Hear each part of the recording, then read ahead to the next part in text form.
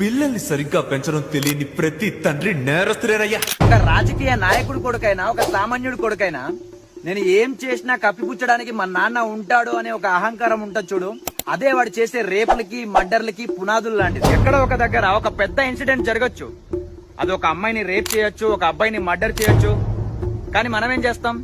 As usual గా రోడ్ల మీదకి వస్తాం, కొవ్వొత్తులు వెలిగిస్తాం, సొసైటీని బండబూతులు తిడతాం. గానీ అసలైన నేరస్తుడు ఎక్కడి నుంచి పుడుతున్నాడు? మన ఇంటి గుమ్మం నుంచే కదా.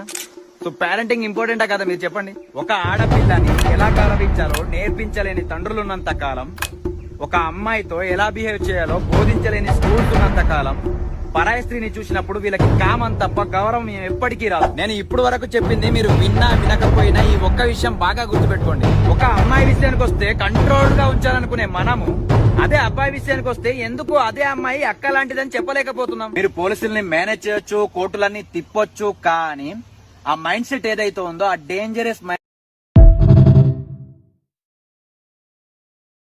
పిల్లల్ని సరిగ్గా పెంచడం తెలియని ప్రతి తండ్రి నేరస్తులేనయ్యా. ఒక రాజకీయ నాయకుడు కొడుకైనా ఒక సామాన్యుడు కొడుకైనా నేను ఏం చేసినా కప్పిపుచ్చడానికి మా నాన్న ఉంటాడు అనే ఒక అహంకారం ఉంటుంది చూడు, అదే వాడు చేసే రేపులకి మర్డర్లకి పునాదులు లాంటిది. ఎక్కడో ఒక దగ్గర ఒక పెద్ద ఇన్సిడెంట్ జరగచ్చు, అది ఒక అమ్మాయిని రేప్ చేయొచ్చు, ఒక అబ్బాయిని మర్డర్ చేయొచ్చు.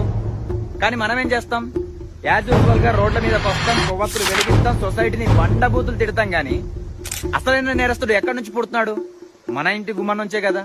సో పేరెంటింగ్ ఇంపార్టెంటా కదా మీరు చెప్పండి. ఒక ఆడపిల్లని ఎలా గౌరవించాలో నేర్పించలేని తండ్రులున్నంత కాలం, ఒక అమ్మాయితో ఎలా బిహేవ్ చేయాలో బోధించలేని స్కూల్స్ ఉన్నంత కాలం, పరాయి స్త్రీని చూసినప్పుడు వీళ్ళకి కామం తప్ప గౌరవం ఎప్పటికీ రాదు. నేను ఇప్పుడు వరకు చెప్పింది మీరు విన్నా వినకపోయినా ఈ ఒక్క విషయం బాగా గుర్తుపెట్టుకోండి. ఒక అమ్మాయి విషయానికి వస్తే కంట్రోల్ గా ఉంచాలనుకునే మనము అదే అబ్బాయి విషయానికి వస్తే ఎందుకు అదే అమ్మాయి అక్క లాంటిదని చెప్పలేకపోతున్నాం. మీరు పోలీసుల్ని మేనేజ్ చేయొచ్చు, కోర్టులన్నీ తిప్పొచ్చు, కానీ ఆ మైండ్ సెట్ ఏదైతే ఉందో ఆ డేంజరస్ మైండ్